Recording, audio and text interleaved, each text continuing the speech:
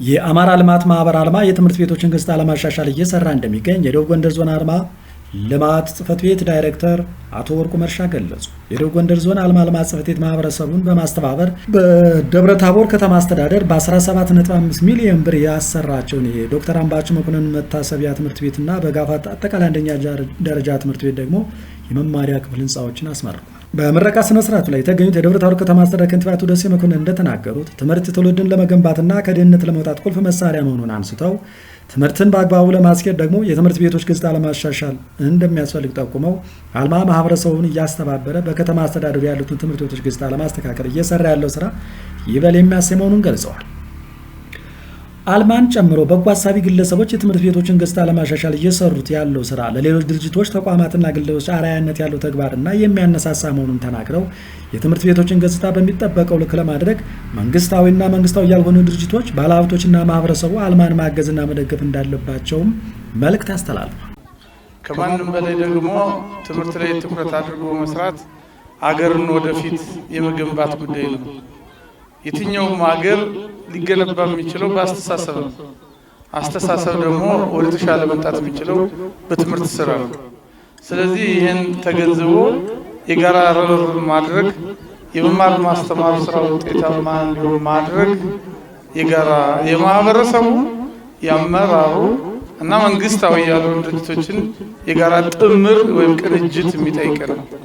በዚህ መሰረት ከተማችን ወስደን ስናይ በቅርብ ዓመታት ሰላም በሌለበት ጊዜ እንኳን የአካባቢው ማህበረሰብ ከአካባቢው ያሉ የዩኒቨርሲቲ ምሁራኖችና የኮሌጅ ምሁራኖች በየትምህርት ቤቱ ያሉ መምህራኖች በጋራና በጥምረት ትምህርት ላይ ውጤት ማምጣት አለበት፣ የገጠመንን ስብራት መሻገር አለብን በሚል አስተሳሰብ ሰፊ ስራ ሰርተዋል።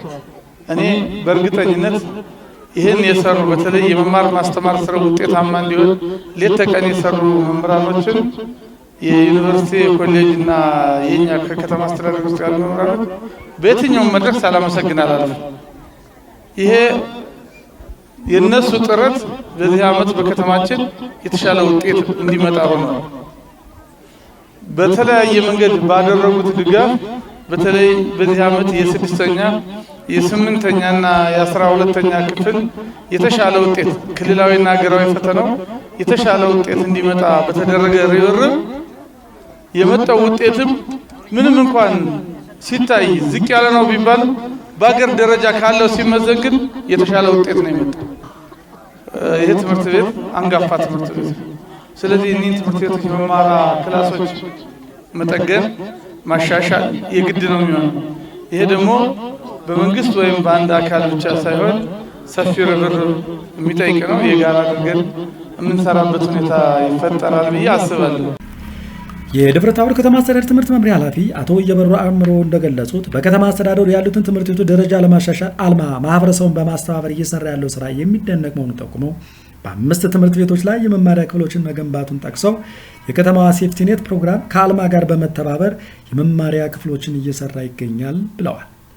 በየትምህርት ቤቱ የተሰሩትንና በመሰራት ላይ የሚገኙት የመማሪያ ክፍሎች የመማር ማስተማር ስራ በአግባቡ ለማስኬድና የትምህርት ጥራትን ለማረጋገጥ ትልቅ አስተዋጽኦ እንደሚያበረክቱም ገልጸው አልማ ስራዎችን በሚፈለገው መንገድ እንዲሰራ ለማድረግ ሁሉም አካል ማገዝና መደገፍ እንዳለበት አስገንዝበው ትምህርት ትውልድን ለመገንባትና ሀገርን ወደ እድገት ለመውሰድ ትልቅ ፋይዳ ያለው በመሆኑ ሁላችንም ትምህርት ላይ መስራት አለብን ብለዋል። አልማ በተለይ ደግሞ ትምህርት ቤቶች ደረጃ በታች ያሉ ትምህርት ቤቶች ለማሻሻል ከአመታት በፊት በጣም በልዩ ሁኔታ እየሰራ ነው ያለ። ይህንን ስራውን አጠናክሮ እየቀጠለ ነው ያለ። እንደ ደብረ ታቦር ከተማ አስተዳደርም ባሉ ትምህርት ቤቶች በአንደኛ ደረጃም በሁለተኛ ደረጃ ትምህርት ቤቶችም ማህበረሰቡንም በማስተባበር ሌሎች ፕሮጀክቶችንም ወደዚሁ እንዲገቡ በማድረግ ወደ ትምህርት ቤቶች ገጽታ ማሻሻል ስራዎችን እየሰራ ያለ ነው ማለት ነው። እንግዲህ የዚህ አካል ነው። ዛሬም በከተማችን በሚገኙ 5 ትምህርት ቤቶች ላይ ግንባታዎች እየተካሄዱ ነው። እነዚህን ግንባታዎች በማስተባበር ደረጃ ማህበረሰቡ ገንዘብ እንዲያዋጣ በማስተባበር ደረጃ አጠቃላይ የመንግስት ሰራተኛው ከዚህ በፊት አባል ሆኖ ሲከፍል ከነበረው ገንዘብ ተጨማሪ ገንዘብ እንዲከፍል በማድረግና አሁንም ደግሞ ተጨማሪ አባል ደግሞ እንዲፈራ እየተደረገ ያለበት ሁኔታ የትምህርት ቤቶችን ገጽታ ለማሻሻል ስለሆነ በዚህ አግባብ አልማ ስራዎችን እየሰራ ያለ ነው ማለት ነው። የዚህ አካል የሆኑትን ከዚህ በፊት ተገንብተው አሁን ስራ ያስጀመርናቸው ትምህርት ቤቶች አሉ። ዛሬ የምርቀው አካል ነው። ዶክተር አምባቸው መታሰቢያ አንደኛ ደረጃ ትምህርት ቤት ከ1 እስከ 6ኛ፣ ደብረታቦር ሁለተኛ ደረጃ ትምህርት ቤት አንድ ደረጃውን የጠበቀ ቤተ መጻሕፍትና ጋፋት አንደኛና መካከለኛ ደረጃ ትምህርት ቤት ደግሞ ባለ4 መማሪያ ክፍል አንድ ብሎክ ተገንብቶ ዛሬ በይፋ እየተመረቀ ያለበት ሁኔታ ነው ያለ ማለት ነው። ጥሩ አልማ በዚህ ደረጃ ያንበሳውን ድርሻ ይወሰድ እንጂ በማስተባበር ደረጃ ሌሎች ፕሮጀክቶችም አጠቃላይ ማህበረሰቡ ትምህርት ቤቶችን በደንብ በማስተባበር ገጽታቸው እንዲሻሻል ካልተደረገ ልጆች በጣም በእጅግ በተጎሳቆሉ ትምህርት ቤቶች ነው እየተማሩ ያለ። በዚህ እየተማሩ ደግሞ የትምህርት ጥራትን ማምጣት ደግሞ የሚታሰብ ነገር አይደለም። ስለዚህ ማንኛውም የትምህርት ላይ ትውልድ ላይ የመስራት ፍላጎት ያለው ብቻ ሳይሆን ግዴታው ነው ነገራችን ላይ እና ፕሮጀክቶች የተለያዩ ፕሮጀክቶችን ትምህርት ቤቶች ላይ የመማሪያ ክፍሎችን በመቀየር አጠቃላይ ገጽታቸውን በመቀየርና ሌሎች የማቴሪያል ድጋፍ የፈርኒቸር ድጋፎችን በማድረግ የትምህርት ጥራቱን መሻሻልም እንዲያግዙ የድርሻቸውን እንዲወጡ ማሳሰብ ነው የምፈልገው። እንተባበር ነው። ለትምህርት ሁላችንም መተባበር አለብን። ለትውልድ ግንባታ መተባበር አለብን።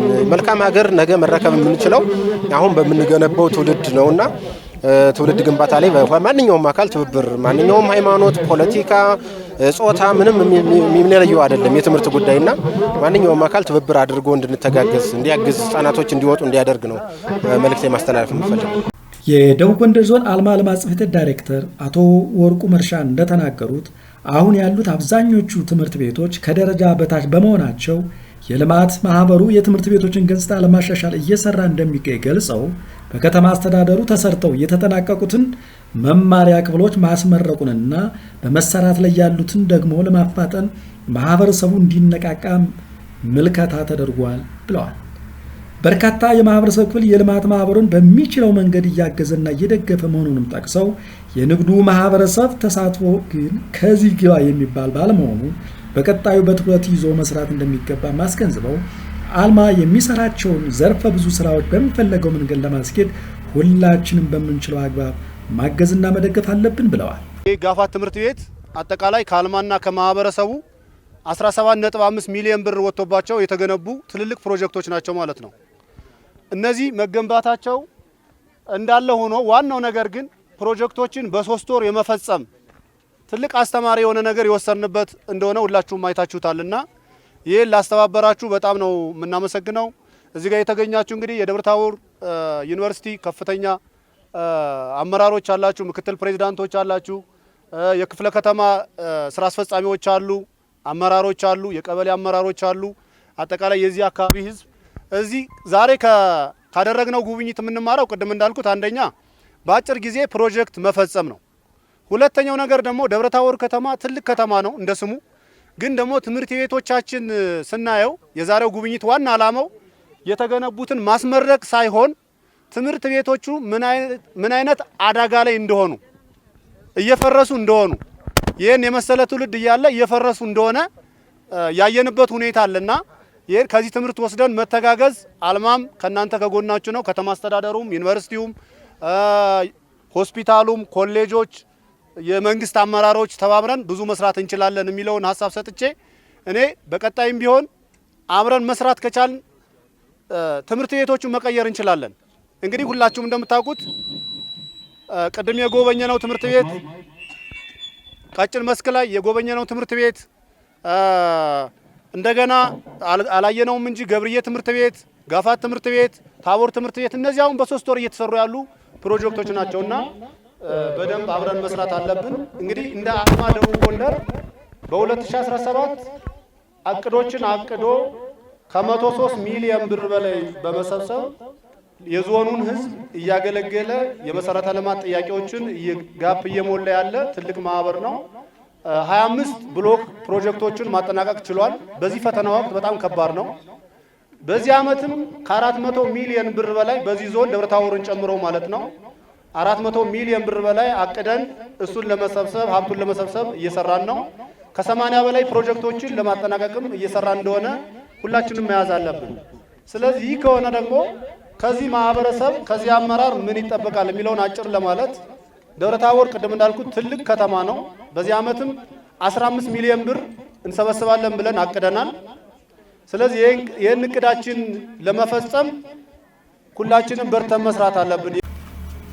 በደብረታቦር ከተማ አስተዳደር በአልማና በማህበረሰቡ የተሰራው የዶክተር አምባቸው መኮንን መታሰቢያ ትምህርት ቤት በልማት ኮሚቴነት ያገለገሉት አቶ ዘዝ ደምሴና መምህር ጋሻው ከሰተ በሰጡት አስተያየት ቀደም ሲል በአካባቢያቸው ትምህርት ቤት ባለመኖሩ ምክንያት ተማሪዎች ራቅ ወዳለ ትምህርት ቤት ሄደው ይማሩ ስለነበር ለተለያዩ ችግር ይጋለጡ እንደነበር አውስተው አሁን ግን አልማና ማህበረሰቡ ትምህርት ቤት ሰርተው ለአገልግሎት በማብቃታቸው ተማሪዎች በቅር ትምህርታቸው እንዲማሩ ምቹ ሁኔታ ተፈጥሯል ብለዋል።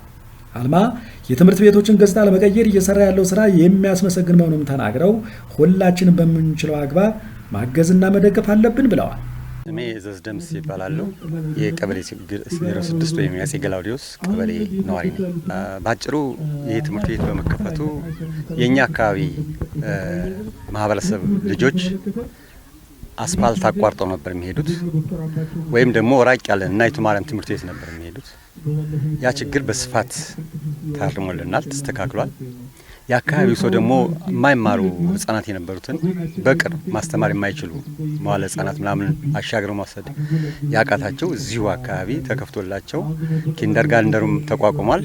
መደበኛውም ትምህርት ስለሆነ ብዙ ተማሪዎች ወደ ትምህርት ቤት እንዲመጡ ሆኗል እና ከፍተኛ አስተዋጽኦ ነው ያደረገው። ለመማር ማስተማሩ ለአካባቢው መበልጸግ ከፍተኛ አስተዋጽኦ ያደረገ ትምህርት ቤት ነው። በዋናነት ለትምህርት ቤቱ ከፍተኛውን አስተዋጽኦ ያደረገው አልማ ነው። የማይካድ ነገር ነው። በበጀት ከመጀመሪያው ጀምሮ እስከ መጨረሻው ድረስ ብዙ ትግል አድርጓል። ከዚህ በኋላ ግን አልማ ህብረተሰቡን በማስተባበር ማህበረሰቡን በማስተባበር አደረጃጀት በመፍጠር የግንባታ ኮሚቴ ከህብረተሰቡ በማስመረጥ ያ ኮሚቴ ህብረተሰቡን በማስተባበር እያንዳንዱ በነፍስ ወከፍ ዝቅተኛው ወደ 400 ብር ከፍተኛው ደግሞ እስከ 1500 ብር እያዋጣ እያሰባሰበ የቀሩ ስራዎች እንዲጠናቀቁ አድርጓል። መሬቱም አልተደላደለም ነበር። በጣም ሰፊ ገደላማ እና ለትምህርት መማር ማስተማር ምቹ አልነበረም። ከደቡብ መምሪያ ከተማ ትራንስፖርት ዶዘር በመከራየት ከ300 ሺህ ብር በላይ ወጭ በማድረግ ማደላደል ጥረት ተደርጓል። ህብረተሰቡም ችግኝ በመትከል አጥር በማጠር እንደምታየው ይህ አጥር አውደ ግቢው በአጥር ያጠረው ማህበረሰቡ ነው። በራሱ በጉልበት በማቴሪያል ቀበሌውን በማስተባበር ቀበሌውን በማገዝ በአጠቃላይ ትምህርት ቤቱን ለልማት ለማዋልና በአጭር ጊዜ ወደ ትምህርት ስራ ለማስገባት የአካባቢው ማህበረሰብ በቀላሉ የሚገመት ሳይሆን በከባድ ሁኔታ አስተዋጽኦ አድርጓል። መምህር ጋሻው ከሰተ እባላለሁ። የአፄ ገላውዲዮስ ክፍለ ከተማ ነዋሪ ነኝ። እሺ፣ በጣም የሚመሰገን ማህበረሰብ ነው፣ እድለኛም ነው። አልማ ከዩኒቨርሲቲ እንደዚሁም ከቀበሌው እና ራሱ ማህበረሰቡ እኛን በመወከል በእኛ ባደረግነው እንቅስቃሴ ለፍጻሜ በቅቶ ወደ ስራ ገብቷል እና ወደፊትም ማድረግ ያለበት እንደዚሁ ከአልማ ጋር ከተለያዩ እንደዚሁ ማለት ባለድርሻ አካላት ጋር በመተባበር በመደራጀት ስራዎችን ወደፊት እያፋጠኑ የተሻለ እንዲሁም ቀርቶ እስከ 6 ነው አሁን ያለ እስከ 8ም እንዲሆንልን ነው ትልቅ ተስፋችን።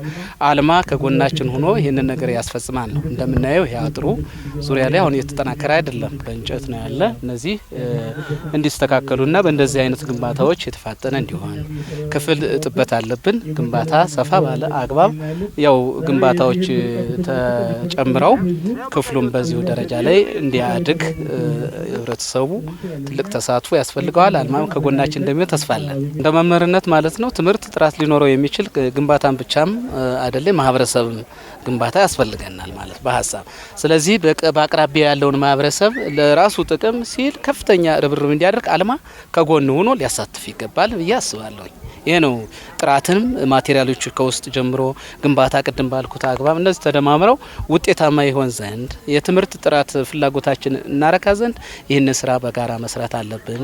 በምረቃ ስነ ስርዓቱ ላይ የትምህርት ቤቶችን ግንባታ በተለያየ መንገድ ላገዙና አስተዋጽኦ ላበረከቱ አካላት ምስጋናና እውቅና ተሰጥቷቸዋል።